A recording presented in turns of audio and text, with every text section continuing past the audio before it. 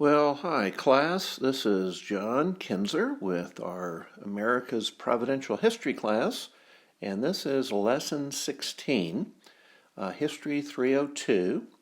And we're going to begin Part 1, and last session we looked at a number of great events that really came in to our country, particularly the Second Great Awakening and Charles Finney. So we looked at the revivalism techniques of Charles Finney, and I concluded that some of the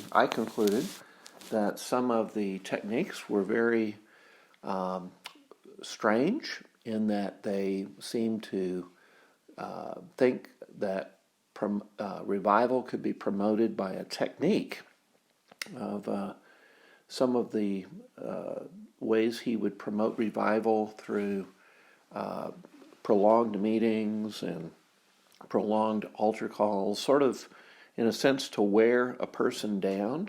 Finney believed that there was a reluctance on the basis of people to embrace the gospel, and if you could get them in a meeting and have the effect of the music and the effect of the preaching and then the waiting seat where people would decide come up and sit on a bench, waiting bench.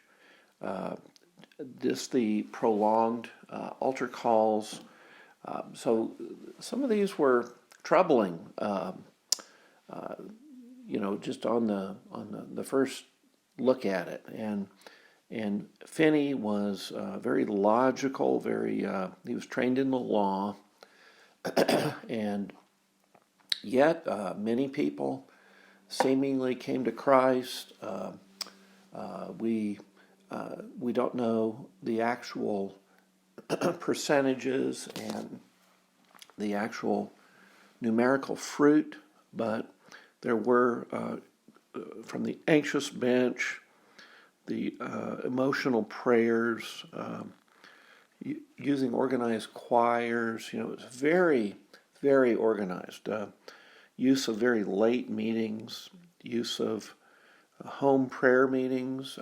Some of these things are wonderful to think of how prayer can begin a move of God's Spirit, and so we see it's a curious mix in Finney's revivalism used there just before the Civil War. Now today we want to continue as we talk about the Lehmans Prayer Revival.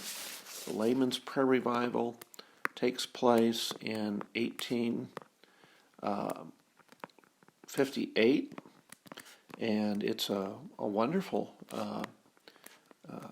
revival that swept many cities, and it went worldwide.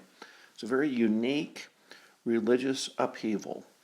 And so while it was a deep awakening, it was one that not receiving a lot of press by scholars. So in some ways, it's not well known that this prayer revival took place in 1858. So I'm going to see if I can write that down here. I'm having a little trouble with this pen. So let me see if I can do a little bit. Yeah, there we go. 1858. So let's go ahead and look at the context of the prayer revival. The context really was a time of religious decline.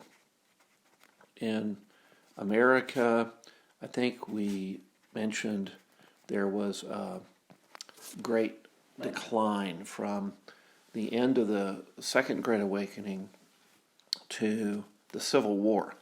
There was a reaction, and people reacted. They took exception to some of the extremes of the apocalypses, people who focused on the apocalypse, the second coming of Christ. So there was a reaction. And let me just put that down, the apocalypsis, I'm having a hard time saying that, apocalypsis, such as those who followed William Miller in 1843.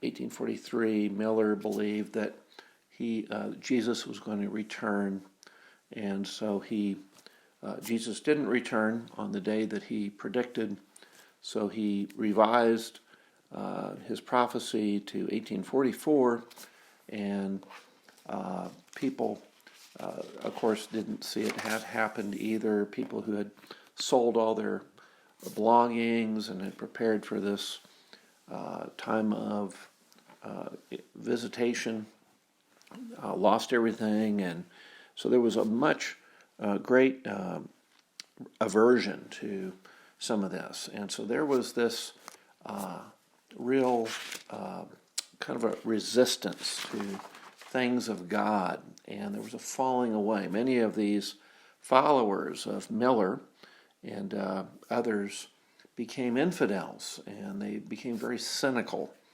In 1857, there was a great bank panic as well. And so a panic is where there's a run on a bank. People want to get their money out. They're afraid of the economy. And so the banks typically, they did not keep a large reserve on hand, and they did not work together. They didn't have any kind of nationwide network. It was just individual banks. Of course, the poor banks, were weeded out, but people lost all their savings. They lost all their money. So there was a bank panic that took place. There was an economic panic at this time. Railroads went bankrupt. Factories closed. In New York City alone, in this panic, 30,000 people were idle just in New York City. So they were unemployed. And so in some of your bigger cities, particularly, industry was really affected. Not only that, but there was a crisis with slavery. A slavery crisis was certainly on the horizon. In 1850, there was the Compromise of 1850, which was crafted by a number of congressmen and senators. Henry Clay was probably the most outspoken there in pulling this together. Clay was from Kentucky, and this is in some ways a tribute to his resourcefulness of making the Civil War come a little bit later, about 10 years later, and he was able to pull together a lot of help. He crafted this thing very diplomatically, but in a sense, California was admitted as a state, but a free state, and there was no slave state that was added that would maintain a clear balance in the Senate. So this compromise undid what we would call the Compromise of 1820. And so that's sometimes called the Missouri Compromise. And in trade for California becoming a free state, and if you remember the 49ers coming to California for gold, the gold rush, well, there was so much economic activity and mining activity that California's population just exploded. So California comes in as a free state, and the fugitive slave law was the benefit to the South, and it became much more difficult to get away with helping fugitive slaves get into the North, and you had to return those slaves, and there were penalties if you did not. So there was kind of this token given to the South. Slavery, the slave auctions, slave sales were banned in the District of Columbia. So D.C. Became kind of a free area. Blacks there, it was just like in the North. Blacks there, though D.C. was surrounded by Maryland, a slave state, and Virginia to the south. The blacks there could be free, and so it was like a pocket of freedom. And so this is pretty much it's pretty much seen as a kind of a forestalling of what was looking to be inevitable. And of course, the thing that really sent the slave crisis into and really the whole constitutional crisis into a tailspin was Bleeding Kansas, when Kansas-Nebraska Act was affirmed by Congress, which said that every state any new state would just decide, they'd vote whether they would be free or slave. A concept called popular sovereignty, promoted by Stephen Douglas. That looked good on paper, but in actuality, there was great bloodshed in places like Kansas and Nebraska, Kansas in particular. So Bleeding Kansas became a battle cry for the abolitionists, those who wanted immediate stopping of slavery. And so there became clashes then at that point. So there was a clear demarcation of when people started shooting at each other and defending themselves because of violence, that became much more emotionally pitched at that point. And I think, in my belief, is that you might as well just try to put a forest fire out with a bucket of water as try to reason with people who are violent and emotional and are now shooting at each other. So you've really lost the high ground, so to speak, when that takes place. There's no more diplomacy. There's no more rationale. It's pretty much reaction and emotion. So this was the picture. So here we have the Lehmans Prayer Revival, and we have Christians who are often praying now. So there's much prayer, and this is often overlooked by historians. This whole prayer revival is overlooked, and yet it may be one of the most significant revivals in America we've ever had. So let's take a look at some characteristics. Number one, primarily it was an urban revival. In other words, it took place in the cities. Later, it became rural. Later, it was rural. So that's opposite. In the 1800s, usually revivals began in rural areas and then spread to the cities. Think of the Haystack Prayer Revival in Massachusetts, where clearly in the countryside at Williams College. Number two, this was led by laymen. Primarily, laymen led this revival.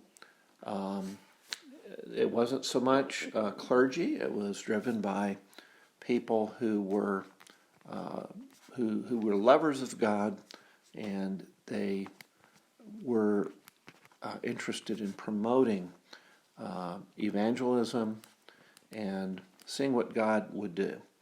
So we have interdenominational character.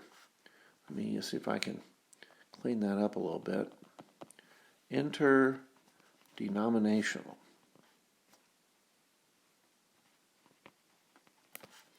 So it's not a particular group. It's it extends across to different groups. The fourth characteristic is it was characterized by prayer, not preaching. So prayer was the hallmark, and this pretty much started there in New York City. So this was different from the previous revivals. It was prayer, not preaching. So I can.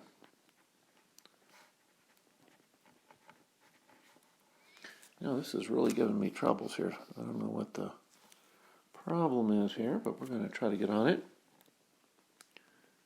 Preaching. Another thing that was characteristic is it lacked emotionalism. It really lacked, it had a great deal of non-emotionalism. So these other awakenings really, this one lacked that emotionalism. So let's take a look at the course of how this developed. In New York, it clearly began in the fall of 1857. The country was experiencing the crisis of in Congress. President Buchanan wasn't effective, particularly, and so there was great political concerns, and parishioners in New York moved to the suburbs. One of the reasons they moved to the suburbs was that there were lots of immigrants all around them in the city. And so some of the churches in New York got the burden to evangelize the immigrants. Rather than to go out to the suburbs, they wanted to evangelize many of the immigrants in the city. So one of the men that was hired was Jeremy Lamphere. And Jeremy Lamphere was hired by the North Dutch Reformed Church in New York City. And let me go ahead and note that it's in Lower Manhattan, down not too far from the place where they have all the stock markets. Man, what's it? Wall Street. And this particular church was losing members. There was a movement, like we said, out to the suburbs, further out. It was a real poor area where the church was located. And so they hired a lay missionary to reverse this trend. So some of you wonder, well, is that ever a real good idea for us to hire someone in the summer, or someone who would particularly be a lay person to do mission work? Well, here's where it really paid off with this particular church. His name was Jeremiah Lamphere. And Jeremiah Lamphere was born in 1809. I don't have the date that he died, but he was born in New York, and he was converted to Christ in 1842. So he had been a believer about 15 years. He was converted in Broadway Tabernacle. That was Charles Finney's church.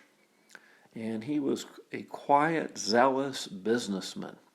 So he was hired to do lay missionary work, and with little success, he determined to simply pray. So let's make a note here. I thought that was a very interesting facet of his story. He had little success being this in mission work. So I can be a little neater here with my writing.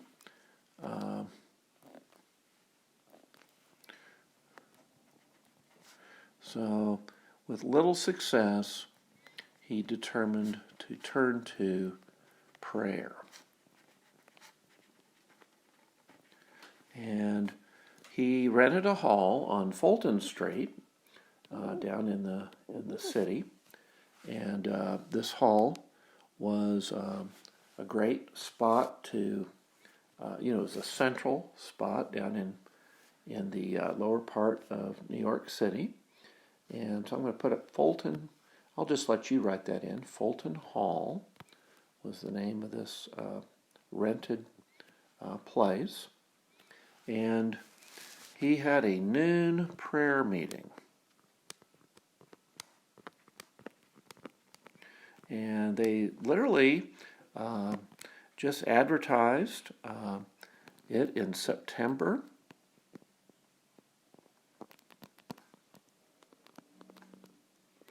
In September of 1857. And 6 men assembled.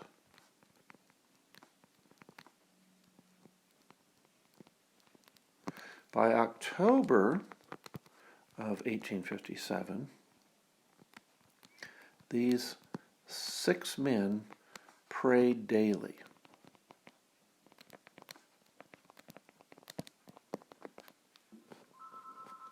And before too long, it multiplied.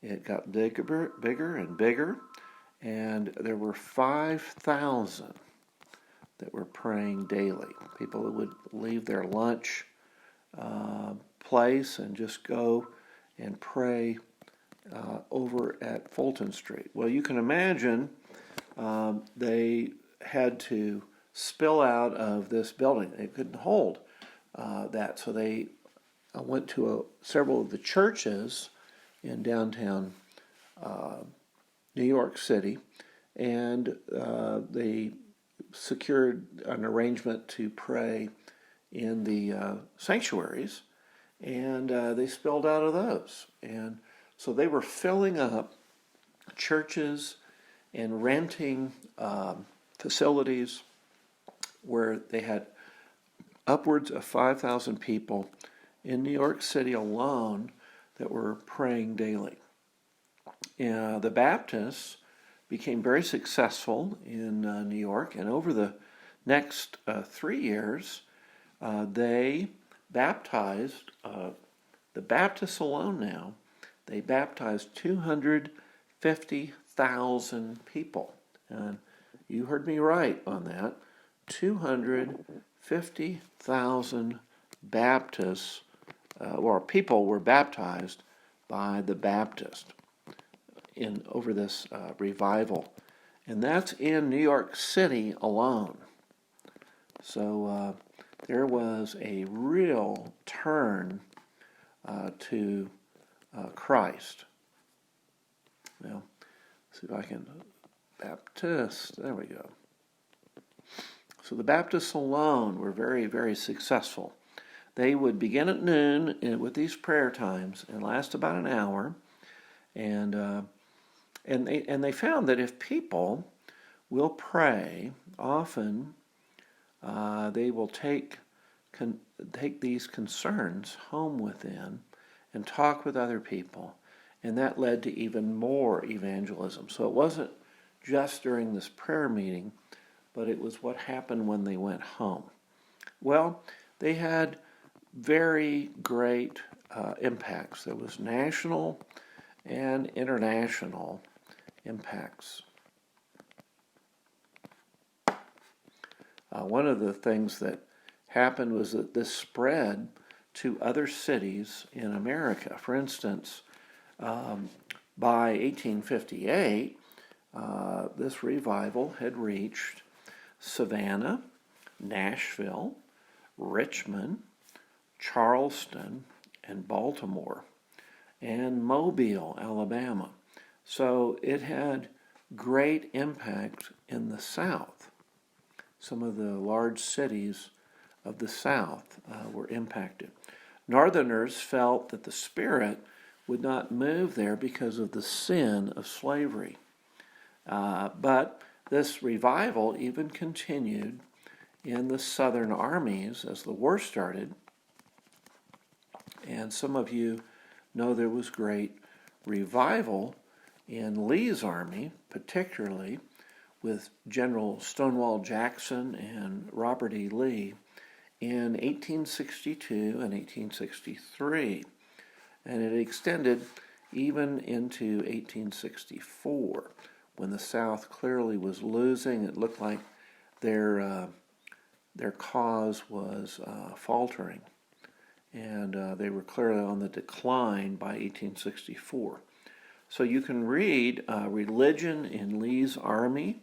The author is Jones, and he goes into the revivals where the Southern Army experienced huge numbers turning to Christ. Well, this was the first revival in America where it had a clearly worldwide impact. It went from America to other countries. And for instance, it spread from the United States to Ireland, among the Irish. And there was preaching services. There was communicants that were thronging churches. There was unprecedented prayer meetings. These meetings were abundant. Sunday schools prospered.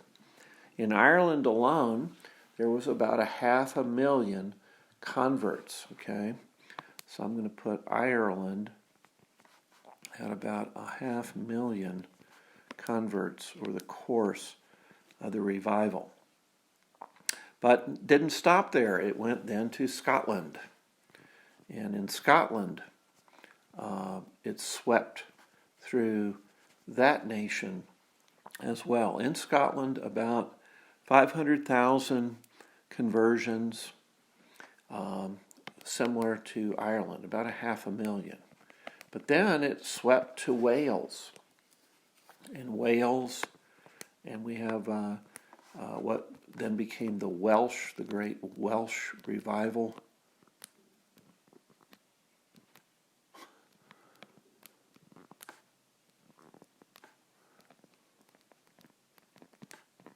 And in Wales, we had about 400,000. So this is a very small country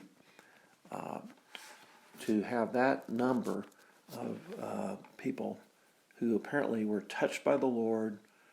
They were converted. These were conversions. And then went to England. And in England itself, about 1 million, roughly 1 million people in England. It also went to Australia. It went to Australia in 1860. And so the revival worldwide set the context for an immense impact of religion in the late 19th century. And this included a number of things. There was just a big impact. One of the things was D.L. Moody in Chicago, and then his worldwide success.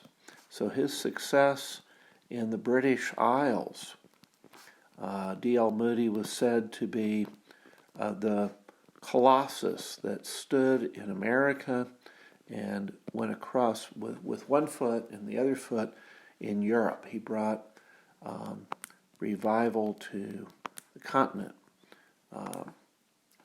So to the British Isles, huge success that Moody had is somewhat attributed to this this revival. Another was Booth and the Salvation Army. So many of you are familiar with the Salvation Army and how Colonel Booth was the head of that. A great success of the YMCA, Young Men's Christian Association. J. Hudson Taylor. J. Hudson Taylor, and the founding of the China Inland Mission, CIM. This was a faith mission that was started after this. We have also the Keswick conferences. This was a number of church conferences in England, which very much missions and revival, which really made an impact there, particularly in England. And then you had a number of great evangelists that were impacted during this time, and they evangelist, there we go, and they had worldwide impact. So here's where now these worldwide missions get started. There were men like F.B. Meyer, which I know some of you have read. I've read some things by Meyer. R.A. Torrey, great evangelist who traveled the globe. Another is J.W. Chapman. J.W. Chapman.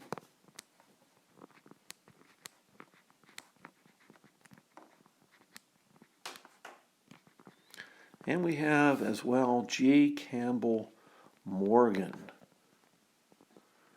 So G. Campbell Morgan. Famous, godly man who, servant of Christ. So I don't want to go off the page here. I'll try not to. G. Campbell Morgan. So we also have the student volunteer movement, where this was kind of the beginning of InterVarsity in a way. InterVarsity picked up this, but the student volunteer movement, and that was in 1880, I believe 87. Let me just double check that. Yes. And we had very many of the early Bible institutes, the Chautauqua Institutes, the institutes at Winona Lake were ones that followed this, but these early Bible institutes where people came from the cities and went out and attended kind of like a camp and for a week of Bible training. So these were all very unique things. This awakening has not come under scrutiny like the other revivals, but it had very deep impacts. And as you can see, it lasted 5 generations. So God may yet bring to our culture revival through prayer.